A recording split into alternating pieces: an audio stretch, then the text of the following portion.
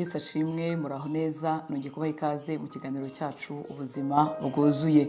Nibwo nkwifuriza, nibwo data kwifuriza ubuzima bwitaye ku Imana yakuremeye n'iminsi ufite hano ku isi, ubuzima burimo bwitegura kuzajya kubana n'Imana mu ijuru. Twibuke ko inzira n'imwe ni muri Kristo Yesu. Turamwizera, tukabarirwa ibyaha byacu, tugatsindishirizwa, tugahinduka abana b'Imana. Amazina yacu akandikwa mu gitabo cy'ubugingo, tugatunga ubugingo buhoraho tukiri nahangaha. Nta cyaha na kimwe atababarira. Icyo yifuza no kwamwizera ukamwemera, nta kindi, hanyuma ugatangira urugendo rwo kubaho nk'abana b'Imana. Ibyinshi tuvuga mu buzima bwuzuye naho ngaho biganisha, no kugira ngo tubeho turi abana b'Imana banezerewe mu bana bafitanye na se, barimo bakora icyo Imana ibasaba gukora, babayeho nk'uko ijambo ry'Imana ribivuga. Niyo mpamvu duhugurana mu bushobozi umwuka wera aduhaye ibyo tumenyeshejwe, tukifuza kubisangira kugira ngo bitugirire umumaro. Ibiganiro byacu tubishingira ku bibazo tubona cyangwa se tubonana ubuzima bw'abana b'Imana, ku bibazo tubazwa mu biganiro cyangwa se twitegereje mu buzima bw'abana b'Imana uko babayeho. Bamwe baruhiye mu gakiza, abandi bafite imvune z'umutima, abandi hari ibintu bakora binavunanye cyane kugira ngo bumve ko ari byo byatuma bemerwa n'Imana. Ibyo twifuza kubishingira mu ijambo ry'Imana kugira ngo tumenye ukuri ku ijambo ry'Imana, tubeho turi abatsinzi kandi tubeho turi abana babanye na se neza.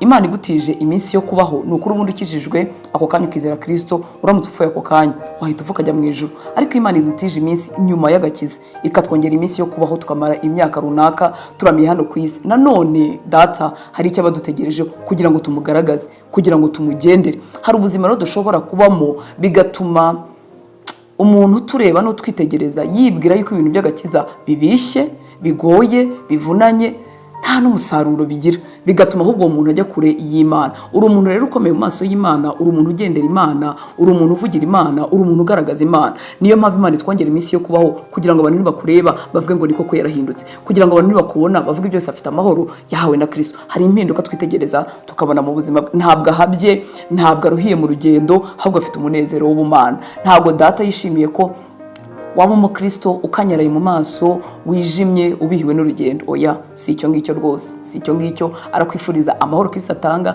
arakwifuriza gutsinda icyaha, arakwifuriza imbaraga z'ubumana zikorera muri wowe, uri mugana mu rugendo rwo kuzajya kubana n'Imana mu ijuru. Imana ari kugirira neza, ufata umwanya tukabana muri ibi biganiro. Twongeye tukubwire ngo ushatse watwandikira, watubaza, watugira inama, watwungura igitekerezo uko ubyumva. Iyo tuganira ntago tuba tuvuze ngo dushyizeho akadomo ku bumenyi runaka cyangwa se kwihishurirwa runaka. Oya, ihishurirwa, kumenya, byose ni ibintu bikura. Uyu munsi ushobora kumenya ijambo ry'Imana muri ubu buryo, ejo kongerwa ikindi. Ntibivuga ngo biravuguruzanya, ariko urongererwa aho ngaho tuba tuvugiye niho tugejeje. Ushobora kumva n'ibindi byiza bizima bikubaka biturutse mu kanwa k'undi mukozi w'Imana. Imana iri guha umugisha we dufatanya, kandi wowe ufata ukabisangiza n'abandi, nawe Imana yo mu ijuru ibiguhere umugisha.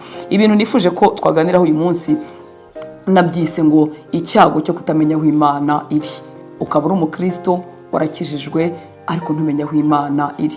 Si uko umuntu aba atahazi, ariko imibereho yacu, uburyo dusenga, aho dusengera, uko tubyumva, bigaragaza ko tutazi neza aho Imana iri. Ni ikibazo tubona Yesu yaganiriyeho na wa mugore bahuriye ku iriba mu gice cya 4 cy'ubutumwa bwiza bwanditswe na Yohani, babivuganaho. Ibyo Yesu yasobanuriye umugore, akenshi abana b'Imana uyu munsi bisa nkaho ariho bagihagaze. Ni ukuvuga ngo kutamenya aho Imana iri biteza umuruho mwinshi, biteza imvune nyinshi, guhora ushaka abantu, bigatuma wumva umaze icyumweru utari kumwe n'Imana, nko kuva ku wa mbere kugeza ku wa 5 ukumva utari kumwe n'Imana mu kazi, mu isoko aho wirirwa, ukumva ari Imana muhura ku isabato cyangwa Imana muhura ku cyumweru ugiye gusenga. Ariko saho ngaho data yifuza ko wagarukiriza. Muri ubu butumwa bwiza bwanditswe na Yohani kuva mu gice cya 4 kuva ku murongo wa 20 turasoma tugeze ku murongo wa 24. Ndakoresha Bibiliya ijambo ry'Imana. Impamvu nyikoresha nuko ivuga ikinyarwanda cyoroshye tuvuga buri munsi, bigatuma umuntu abasha kubisobanukirwa kurutaho. Nta mwihariko ifite hejuru ya Bibiliya yera, oya, ndetse ni Bibiliya ikomatanyije, irimo ibitabo Eglise Catholique yemera, muri Eglise Protestante batemera. Ariko icyo nifuza ko tuvugaho ni iki ngiki, no kugira ngo bivugike mu kinyarwanda kikoroheye kumva, ubashe kugishyira mu buzima bwawe. Turasoma rero ubutumwa bwiza bwanditswe na Yohani igice cya 4 umurongo waho wa 20. Reka duhere kuri 20 tumanuke tugeze kuri 24. haravuga ngo basogokuruza basengeraga Imana kuri uriya musozi, naho mwebwe abayahudi mukemeza ko ari Yerusalemu abantu bagomba kuyisengera. Yesu aramubwira ati mugore, nyemera igihe kizagera abantu babe batagisengera Imana Data, haba kuri uriya musozi haba ni Yerusalemu. Ngo mwe musenga uwo mutazi, naho twe dusenga uwo tuzi, kuko agakiza kava mu Bayahudi. Igihe kigiye kuza ndetse ubu kirageze, maze abasenga by'ukuri bazasenge Data mu kuri bayobowe na Mwuka, kuko abasenga batyo aribo Data ashaka. Imana ni umwuka, abayisenga bagomba kuyisenga mu kuri bayobowe na Mwuka.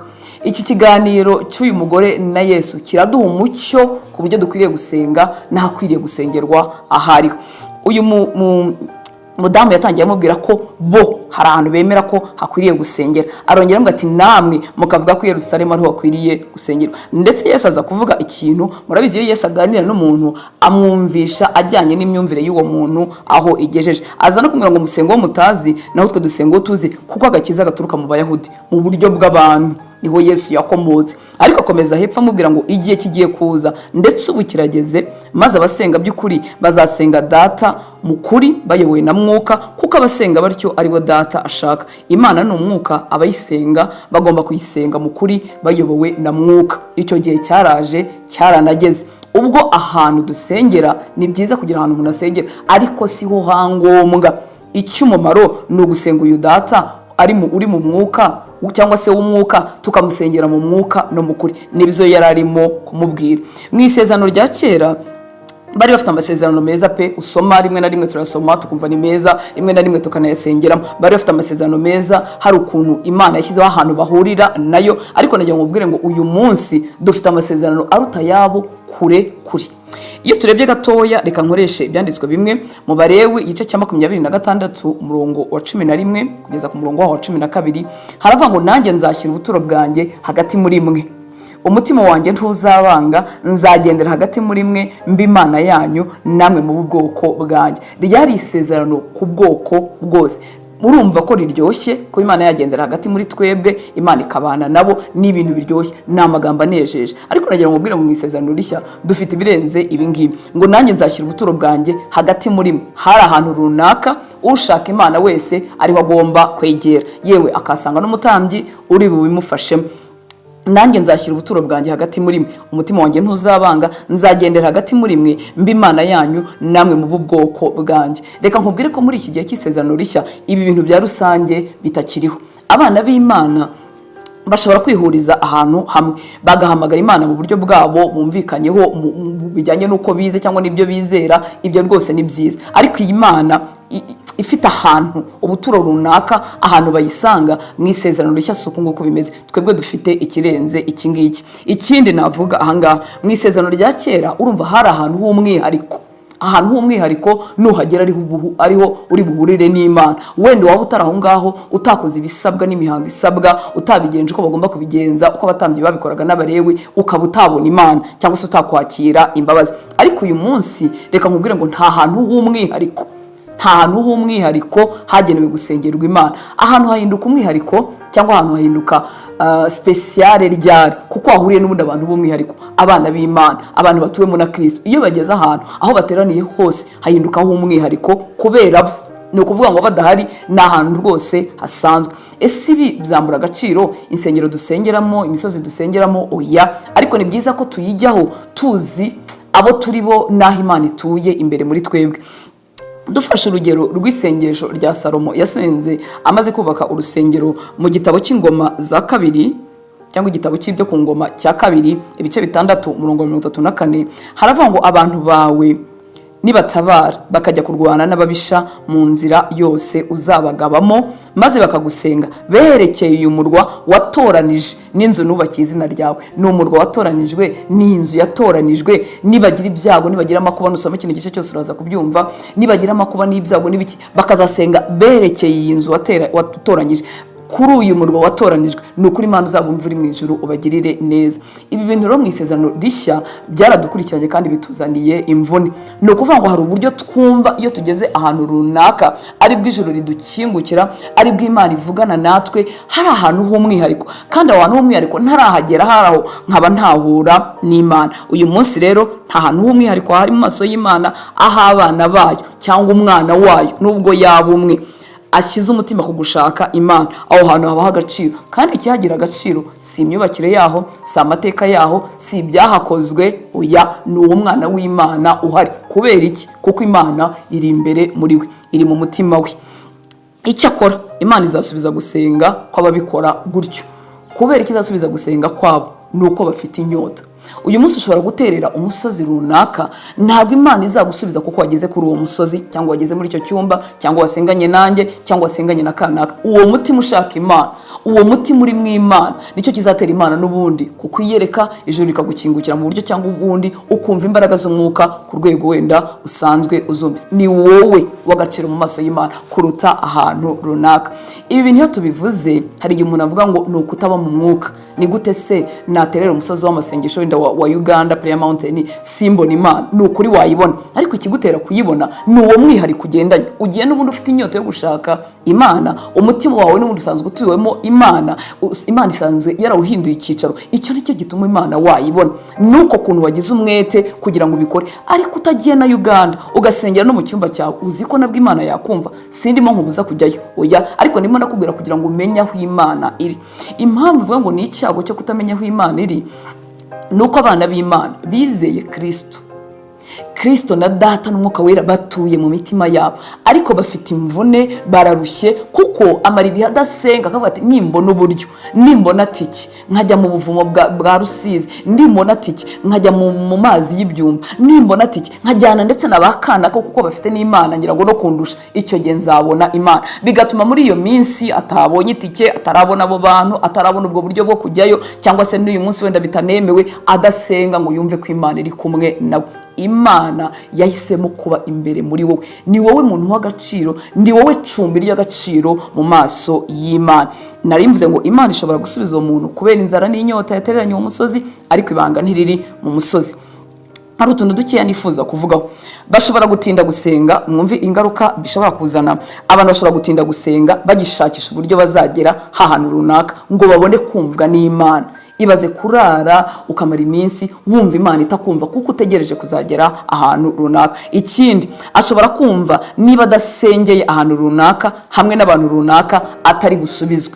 Reka mbabwire ko iki kintu atari cyo. Ndabizi hari abantu baboneye ibitangaza ku misozi runaka, mu cyumba cy'amasengesho runaka, ku buryo buri kibazo bumva aho ngaho bakijyana. Rwose ibihe byawe byo gusenga nta kibazo, ariko wikwibwira yuko Imana itari kumwe nawe, kwitakumva uri mu cyumba. Ubuse ko ushobora kugira imirimo myinshi n'inshingano nyinshi zituma utakibona umwanya wo kujya kuri iyo misozi nahe. Iyo umuntu rero atitoje neza, bituma burira Imana hagati aho ngaho. Ko ushobora se kwimuka ukajya mu gihugu utazabona umusozi wari waraboneyeho ibisubizo, ese icyo gihe uzabuburanye n'Imana? Bituma tugira ibihe byo kumva turi mu mwuka, ya mvugo yacu, no kumva twawuvuyemo, kuko twibaza ko kutugira mu mwuka ari uko tugeze ahantu runaka. Oya, Imana iri kumwe nawe mu buryo bw'umwuka. Ikindi, bituma kandi gusenga ubudasiba batabimenya. Abazi ko hari ahantu h'umwihariko n'abantu b'umwihariko Imana yumva kuruta abandi, bituma badashobora kubasha gusenga icyo Bibiliya dusaba cyo gusenga ubudasiba, kuko aba yumva ategereje Imana, cyangwa ategereye Imana, cyangwa ategereye aho Imana iri. Ni ukuvuga ngo Bibiliya tuvuga ngo dusenge ubudasiba, no kuvuga ngo duhozeho. Nshobora gusenga ndi mu mirimo ngenda, kandi nkumva Imana twegeranye rwose, ntarinze kugera mu materaniro yo ku cyumweru. Iyo ibi bintu rero tutabimenye, bituma ntasenga neza kuko numva ntegereye aho Imana iri, cyangwa ntaragera ahantu Imana ibonekera. Oya, Imana ibonekera ahantu hose umwana wayo ayambarije, ayihamagari. Reka nkubwire n'iki ngiki, uzi ko utaranayihamagara n'ubundi iri kumwe nawe, kuko yarasezeranye ko izaza ikaba imbere muri wowe. Igihe wizeraga Kristo, iryo sezerano ryasohojwe ku buzima bwawe. Ikindi, uyu munsi dushobora gusengera ahantu hose. Yesu hano yavuze ibyo mu nzu yawe ho gatoya.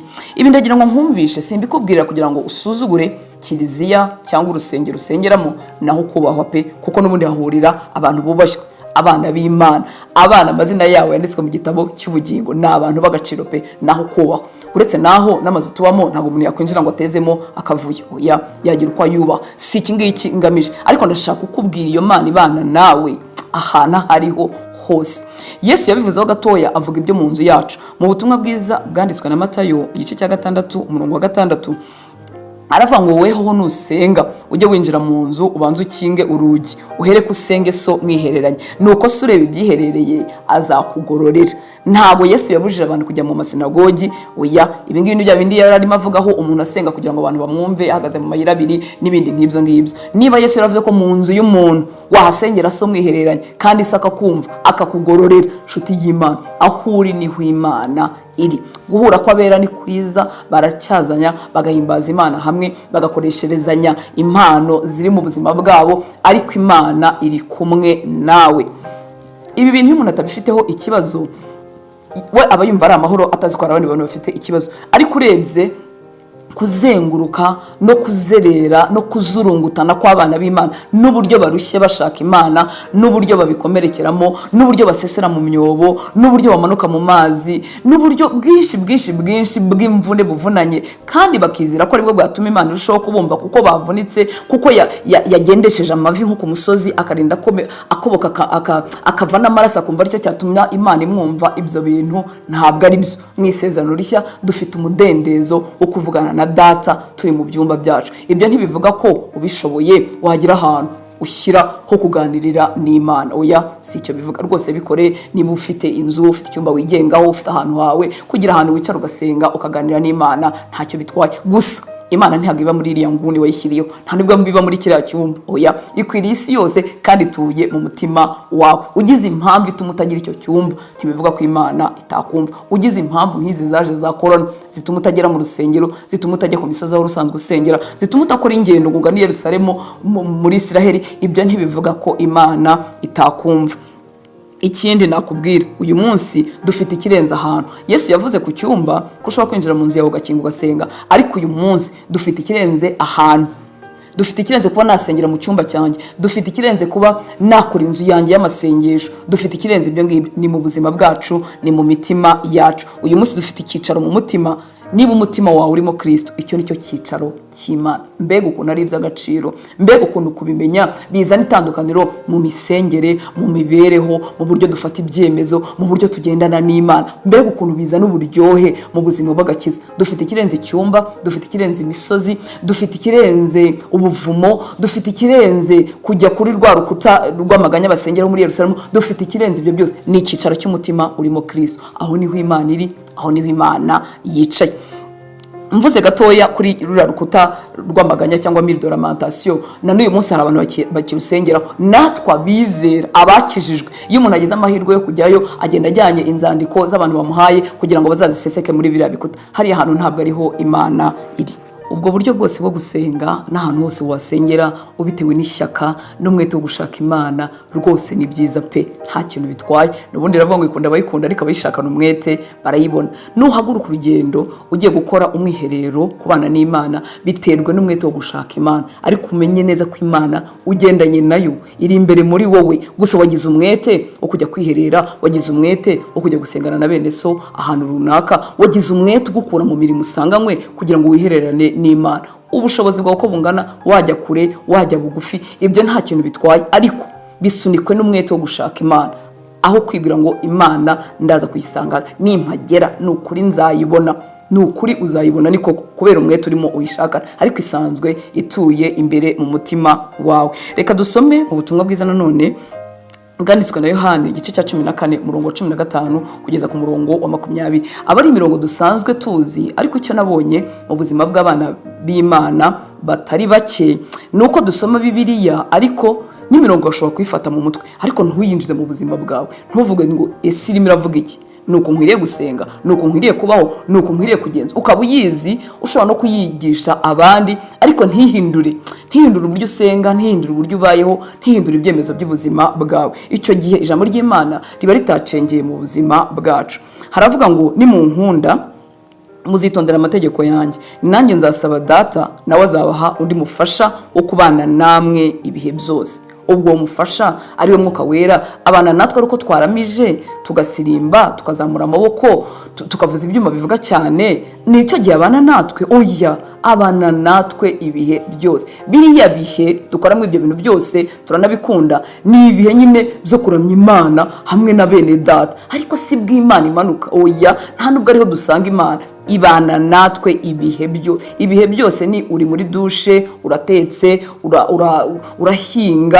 Hari umwana w'Imana twaganiraga arambwira ngo aziko ngo bari baramubwiye ko kizira kuba wasengera Imana ngo uri muri dushe, ngo kirazira, ngo ubwo urabizi ngo n'abatambyi ngo barindaga kwambara imyenda bakambara ikabutura y'imwe imbere bakarenzaho ikanzu. Nshuti y'Imana, Imana ni mu mwuka, ntabwo ari ibintu biri fizike, ntabwo ari ibintu biri materiel. Ku murongo wa 17 ngo niwe Mwuka w'ukuri, ntibishoboka ko abisi bamuhabwa kuko batamurora kandi batamuzi, ariko mwebweho muramuzi kuko abana namwe kandi azaba muri mwe. Sinzabasiga nk'imfubyi, ahubwo nzaza aho muri.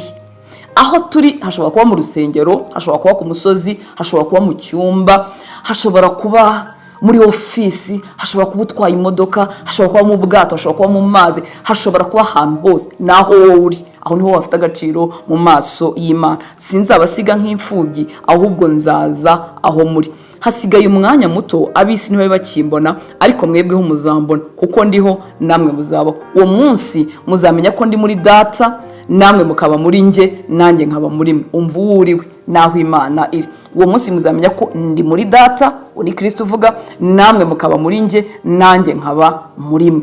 Umwana w'Imana abashije kumenya ibi bintu, ubuzima bwe bw'agakiza bwaryoha. Abantu bose baryohe muri urugendo rw'agakiza n'abantu bazi Imana yabo, n'abantu bazi kwiri kumwe nabo, n'abantu batarinda kwishakira ku muntu n'ahantu. Oya, hari ibintu dushyiraho nk'abanyamadini kugira ngo mvuge ngo iki, kugira ngo abantu bakomeze badushake, niba ariko navuga, ariko ni bibi. Ukwiye gushaka umuyobozi wawe mu buryo bwo mu mwuka, umugisha inama, umuyobozi inzira. Niko kwiga ijambo ry'Imana, ndari kwigisha uyu munsi, nanjye narigiye ku bandi, ndacyanaryiga. Ibyo nibyo pe, hari umuntu utwigisha akaduteza intambwe, akatwigisha no gusenga ko tuba tutanabizi n'ibindi nk'ibyo ngibyo, ariko naho ngaho bigomba kugarukiriza. Nta muntu rwose waguhuza n'Imana yawe. Ndi muri Data, namwe mukaba muri nge, nanjye nkaba muri mwe. None mu butumwa bwiza nanone bwanditswe na Yohana 14:23 ho akavuga ngo Yesu aramusubiza ati, umuntu nankunda azitondera ijambo ryanjye, na Data azamukunda, tuzaza ahari tugumane nawe. Tuzaza ahari tugumane nawe. Imana Data, Imana Mwana, Umwuka Wera bazaza aho turi bagumane natwe. Ntabwo rero ibyo bituma ntakurusha Imana. Icyo nakurusha wenda nuko wenda nabamaze iminsi nsabana nayo byimbitse wenda kukurusha, ariko niba warakire Kristo mu buzima bwawe, ntabwo umuntu runaka kurusha Imana. Oya, Yesu aramusubiza ati, umuntu nankunda azitondera ijambo ryanjye, na Data azamukunda, tuzaza ahari tugumane nawe. Ari iwawe akaba iwanjye. Kimwe icyo turushanwa ni uko umwe yagirira Imana umwanya akayiha birenze iby'undi, bigatuma tumubonaho imbuto, amavuta, impano, imbaraga bitandukanye wenda n'ibyo twebwe twibonaho, ariko Imana afite irangana n'iyo ufite cyangwa se n'iyo ufite. Nanone mu butumwa bwiza bwanditswe na Matayo igice cya 28 umurongo wa 18 tugeze ku murongo wa 20, haravuga ngo nuko Yesu arabegera avugana nabo ati, nahawe ubutware bwose mu ijuru no mu isi. Nuko mugende muhindure abantu bo mu mahanga yose abigishwa, mubabatiza mu izina rya Data wa twese n'Umwuka Wera, mubigisha kwitondera ibyo nababwiye byose, kandi dore ndi kumwe namwe iminsi yose kugera ku mperuka y'isi. Imana ntivuga ibihuha, Imana ntibeshya, ibyo Data avuga niko kuri. Dore ndi kumwe namwe iminsi yose kugeza ku mperuka y'isi. Niyo usenga ntuyumve, iri kumwe nawe. Niyo ubona nta amarangamutima atashyushye, murabizi hari igihe duhimbaza tugasenga tukavuga cyane tukavuza ibyuma tukumva rwose turashyushye tuguwe neza, ariko icyo si cyo gihe Imana ibiziye. Oya, ahubwo ni twebwe tuba twidisponibilije, twayiboneye umwanya, tuyiteza amatwi. Kuko ushobora kwibaza ariko se ngeze hariya ko numva aribwo ibintu bigenze neza muri ngewe, ko numva rwose mpumekewe, ko numva mishuriwe, ko numva ngize imbaraga. Nuko witeguye guhura n'Imana, biguhindukiye ubuzima wahora utyo. Abantu bazi ko Imana iri kumwe nabo bahorana ibyo bihe bihembutse umunsi ku wundi. Icyo Imana ikwifuzaho nuko wamenya ngo icumbi ryayo ry'agaciro kuruta urusengero rwubatse neza kuruta kwicarana n'umukozi w'Imana tuvuga ngo afite amavuta, kuruta kugera ku musozi abantu basengeyeho bakabona ibisubizo, kuruta ibyo byose ahantu h'agaciro ni mu mutima urimo Kristo, ni mu mutima wawe. Imana yacu tugirire neza. Kumenya rero ko Imana iri muri wowe biduhesha ibintu byinshi byiza biryoshye muri uru rugendo. Utwo nagerageje kuvugaho bizaguha kumenya ko mwegeranye, ko wegeranye n'Imana. Uza abana b'Imana benshi bumva Imana itabegereye, bumva Imana iri ahantu kure, cyangwa bazayibona nibahura n'akanaka, bazayibona nibagera ahantu runaka, ariko kumenya ko Imana iri imbere muri njyewe, iri imbere muri wowe, bizaguha kumenya ko wegeranye nayo. Ntabwo rero icyo gihe uzayitabaza nk'uyikura kure. Urabona iyo umuntu atabaza umuntu wa kure, hari ukuntu ashyiramo imbaraga nyinshi, hari ukuntu bimuvuna, ariko Imana urimo urayitabaza iri imbere muri wowe. Nukora amasengesho ntabwo uzakora amasengesho yenda kumera nk'ayihahamuka. Ni byiza gusenga umuntu yagutse, akaba yavuga cyane ari mu cyumba cy'amasengesho nawe aderanja, akaba yavuga cyane ari mu rusengero rwose, inzu ya data yitwa inzu yo gusengerwamo, ibyo ntacyo bitwaye. Ariko uko umuntu ahamagara Imana imeze nk'idahari, nuvugana n'Imana yumva ko ihari, burya biratandukanye. Nureba mu butumwa bwiza ukareba imisengere ya Yesu, uzabona ko yarazi neza ko ari kumwe n'Imana. Yasenze imbere y'ikintu gikomeye, yenda kuzura Lazaro, ariko ubona uburyo atuje, ubona uburyo avuga ngo data nsanzwe mbizi ko usanzwe unyumva, ariko imbikoreye kugira ngo aba bari ahangaha bizere imbere y'ikintu gikomeye. Yewe no mu gashyamba ka Getsemani bikomeye, ububi bwacu bwose bwenda kumujyaho, data asa nkaho amwimye amaso, ntabwo asenga amasengesho yihamuka. Sindimo kumbuza kwinginga no gutitiriza, ndumva ni mu babikunda, si ibyo ngibyo, ariko senga Imana wumva ikwegereye. Hari igihe turirimba ngo iratwegere kuruta imyambaro twambaye tukumva iri bugufi, ariko iri imbere muri wowe, birenze kuba bugufi bwawe, birenze kuba umuntu mwicaranye mwegeranye, iri imbere muri wowe. Waririmba indirimbo, niko ko wasenga mu bundi buryo bwo gusenga, ariko icyo gitekerezo kikaguma muri wowe ngo Imana iri imbere muri njyewe, sindimo nyishakira ku muntu runaka, ntabwo ndimo nyishakira kuri. Ikindi biguha umutekano cyangwa biguha sekirite n'ubushizi bw'amanga. Abana b'Imana barahari bagenda n'ubwoba, Mana yanjye burenze, bikanga buri kintu cyose. Inzoka irimo dayimoni, ipusi irimo shitani, buri kintu cyose, kandi bibateye ubwo. Tunavuga ko byabamo pe rwose, imbaraga z'umwijima zirahari n'abarozi barahari, ariko se Imana umuremyi w'ijuru n'isi, ushobora byose, utegeka rupfu na kuzimu, ufite ijambo hejuru ya Satani n'ingabo ze, ushyiraho akadomo ingabo z'umwijima ntizigire aho zirenga, uwo nguwo atuye imbere muri wowe. Kumenyera ko Imana iri muri wowe bizaguha sekirite, umutekano n'ubushizi bw'amanga. Iyo twitegereje intwari zo kwizera dusoma muri Bibiliya, ituze bajyaga bacana mu kibazo ritwereka ko babaga bazi neza ko Imana iri kumwe nabo. Bari abasore banazwe mu itanura y'umuriro, ba Saduraka, ba Meshaki na ba Abdenego, ririya tuze umuntu yajyana mu itanura ry'umuriro, ntabwo ari ya Mana ubona ari uko werekeye i Yerusalemu, ntabwo ari ya Mana ubona ari uko ugeze ku musozi runaka, ari uko wahuye n'umuntu w'umunyamavuta nk'uko tubivuga. Ni Imana iri imbere muri bo, kuko barabizi neza Imana yacu ibasha rwose kudukiza, irabishoboye, ariko nubwo itadukiza ntabwo turi bupfukamire ibigirwamana byawe. Burya rero niyo uri muhura n'ingorane, yaba mu kazi yaba mu rugo, burya Imana ibiri imbere muri wo. Ituze Daniel amanukana mu rwobo rw'intare nuko azi Imana ye. Igituma Yosefu adacumura, adakora amanyanga, nuko azi Imana ye. Tekereza ko bari mu isezerano rya kera. Uyu munsi ibyo duhagazemo, abera benshi ba kera barabyifuje, aho Imana ibera mu bantu bose icyarimwe, aho Imana tutayisanga ahantu, aho tutarinda guca mu mutambyi kugira ngo twingingire. Ibyo nibyo bihe duhagazemo. Ariko ikintu giteye agahinda nuko abana b'Imana kumenya ibyo bintu babyitiranye no kutaba umunyamwuka.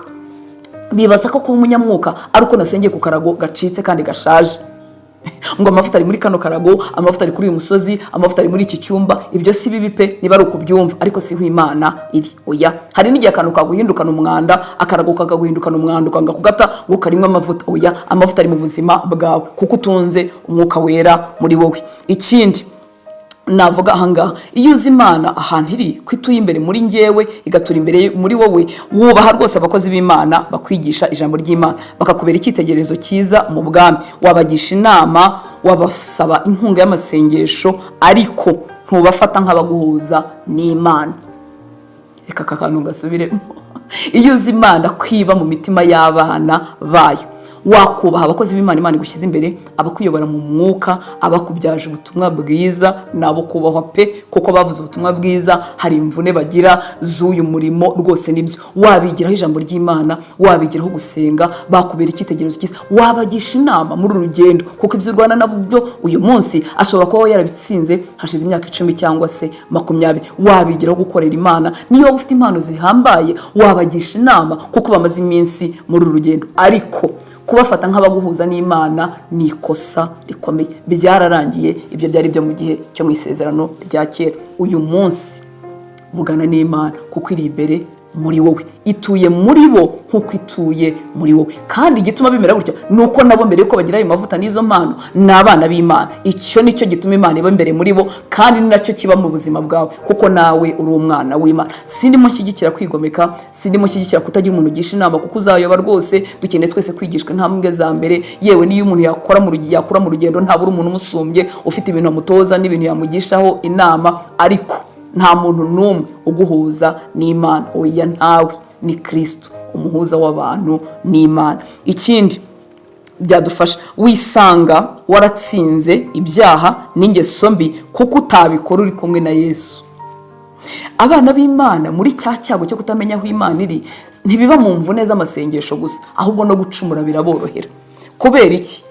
Umuntu yatinya amaso y'abantu kuruta amaso y'Imana, ariko Imana iri imbere muri wowe. Uko witoza kumenya iyo presence y'Imana, kubaho kw'Imana muri wowe, biguha imbaraga zo kudapfa gucumura. Hari ijambo utapfa kuvuga kandi Yesu ari imbere muri wowe. Hari ahantu utajya, hari ibintu utakora, ntutegereza gucungwa no gutozwa n'abantu. Imana iri imbere muri wowe, yarakuzuye. Uyu munsi wayeho ugendera imbere yayo, wumva muri kumwe aho ugana hose. Ushobora kujya kure hatari amaso yabo musengana, hatari amaso yabo mwashakanye n'abavandimwe bawe n'abakuzi nk'umukristo, ukajya kure pe. Ariko iyo witoje kubaho kw'Imana mu buzima bwawe, biguha imbaraga zo kutayicumura. Ntabwo Imana ibi hari nk'umupolisi, ahubwo urukundo rwayo n'uburyo kuzengurutse biguha imbaraga zo kutatuma ucumura. Abana b'Imana benshi impamvu bakora icyaha nuko no kubaho kw'Imana burya bakumva kuri. Niba umuntu akigira imbaraga zikora icyaha, agasambana akagira gute, burya n'Imana yumva kuri, kuko Imana ihari. Uyumva bugufi bwawe ntago waba mu buzima bw'icyaha. Imana tugire neza. Ikindi, ntugira ibihe byo gushyuha no kongera kuzima. None se impamvu tugira ibihe byo gushyuha no kuzima nuko dutegereza ibihe byiza twagiranye n'abantu dusengana. Icyumba cyacu kibamo umuhanuzi, kibamo umwigisha w'ijambo ry'Imana, kibamo abana b'Imana bafite imbaraga, bahamagara Imana tukumva turayumvise. Noneho wava muri ibyo bihe ukazima. Ariko niwitoza Imana iri imbere muri wowe, ukajya uhora usabanye nayo, uzajya gusabana nabo bera uryoherwe. N'ubu utanari kumwe na buri wenyine, ukomeze uryoherwe. Ubu buzima bwo gushyuha no kuzima sibwo twagenewe mu Mwuka Wera. Umwuka Wera ari muri twebwe kugira ngo akomeze asabane natwe mu buryo bwo guhozaho. Iyo umuntu yamenye Imana iri imbere muri we, ibihe byo kuzima no kongera gushyuha ntabyagira. Oya, ahora ashyushye. Ashyuhijwe n'iki? N'umwuka w'Imana utuye muri we. Ahorana ubusabane, fellowship na Data, fellowship na Mwuka Wera. Waruzi ko ibyo bintu twese tubyemerewe. Abari muri Kristo Yesu turi abanyamahirwe n'abanyamugisha kuruta abatuye isi bose. Tubana n'Imana igendana natwe. Niyo mpamvu ushobora kubwira umuntu ngo Imana yambwiye iki, yangize ku mutima wanjye iki ngiki, agasigara yibaza ati se bahuriye hehe? Gusa Imana iravuga. Yego, Imana iravuga ku bantu bayifitiye umwanya, ku bantu bamenye ko ihari ari Data. Muzi ko mu isezerano rya kera ririya sengesho Yesu yatubwiye nidusenga tuvuye ngo Data wa twese uri mu ijuru, muzi ko batari baryemerewe. Bavugaga Imana mu mazina yayo y'icyubahiro. Ariko uyu munsi Imana yaramanutse mu mbabazi nyinshi, itubera Data. Irashaka ubusabane nk'umwana witetesha, umwana ukunzwe, umwana ushyigikiwe yagirana na se. Umwana umeze neza wakunzwe burya ntiyitege yagiye kuvugisha ababyeyi be. Imana yacu tugirire neza. Toza rero umutima wawe n'ubwenge bwawe ko Imana iri kumwe nawe, kuko ibi bintu Imana yavuze simpuha. Nzabana nawe kugera ku mpera y'isi. Ni mu nkunda mukitondera amategeko yanjye, njyewe na Data tuzazaho muri tugumane namwe. Imana iguha umugisha. Niki nifuza ko wakuramo? Si kugira ngo usuzugure imisengere y'abantu runaka n'abajya harunuraka. Oya, ni ukugira ngo nunajyayo ugende uzi ko Imana iri kumwe nawe. Ntabwo ugiye guhura nayo umaze guhura na pasiteri runaka, n'umukozi w'Imana runaka, n'umuvugabutumwa runaka, n'umuhanuzi runaka. Oya, ibyo ngibyo ndetse bituma abana b'Imana inshuro nyinshi bitwaza umuntu runaka ngo bajyane mu masengesho. Atari ishyaka ryo gusengana hamwe, ari kuko bazi ko ari w'Imana ikoreramo mama kugira ngo nabo ibashe kubageraho. Oya, Imana ni so niba wahaye Kristo ubuzima bwawe uri umunyamugisha. Imana aho uzajya hose uzajyanwe n'umwete wo gushaka Imana. Ariko iki cyago cyo kutamenya aho Imana iri wikomeza kukigenderamo, ugira umutima uvunitse, umutima urushye, umutima ukwabakaba, kandi Imana yaraje gutura imbere muri wowe. Imana iguha umugisha. Reka dufatanye gusenga. Iyi Imana yahisemo guhindura ahantu h'umwihariko umutima wanjye n'umutima wawe. Data, mu izina rya Yesu turagushimira, tuguhaye icyubahiro. Waradukunze utugirira neza, turababarirwa, amazina yacu yanditswe mu gitabo cy'ubugingo. Ahantu haryoshye henshi hatandukanye ku isi harahari, harabagirana, hari ubwiza, hari ibintu bihenze, ariko wahisemo gutura mu mutima w'umwana w'umuntu. Uyu munsi utuye muri twebwe imbere. Ntitugikora ingendo, ntitukivunika tujya gushakira hirya no hino cyangwa tujya gushakira ku bantu runaka. Wahisemo gutura muri twebwe. Sanga abahungu bawe n'abakobwa bawe uyu munsi bari baragoswe n'iki cyago cyo kutamenya aho Imana iri, bakabaho bavunitse kuko batavuganye na kanaka, kuko batasengewe na kanaka, bikabatera gutanga ubutunzi bwabo no gukora ingendo ndende no kumva Imana itabegereye. Ndasenze kugira ngo Mwuka Wera ubasange, ubahe kuguhishurirwa, bibazanire ubushizi bw'amanga, bibazanire kuryoherwa muri uru rugendo, bibazanire kumva barinzwe, bibazanire kumva bafite imbaraga, kuko uri Imana ibana natwe kuzagera ku mpera y'isi. Nimba warabivuze waranabisohoje. Uri Imana y'ukuri, uri Imana itabeshya. Ndasengera abana bawe barimo guca mu bihe bikomeye, ibihe bigoye imitima yabo, kugira ngo amaso y'imitima yabo afunguke, bakubone, bamenye kuri kumwe nabo, watambukane muri ibyo bihe, wahe gusohokana ubuhamya n'amashimwe. Cyubahiro cyose nikikugarukire, mu izina rya Yesu dusenze, amen. Imana ibahe umugisha. Murakoze.